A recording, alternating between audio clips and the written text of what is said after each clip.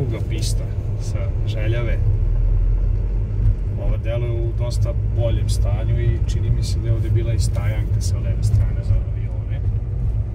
Ovaj deo kao da uopšte nije miniran.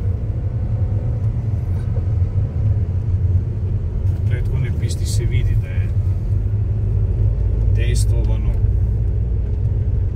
Ovaj deo baš nikako ovde... Ovde stvarno može i da poleti i da sleti avion i dalje. Bez ikakvih problema. Široko je bar 30-40 metara. Kratera, koliko vidim, nema.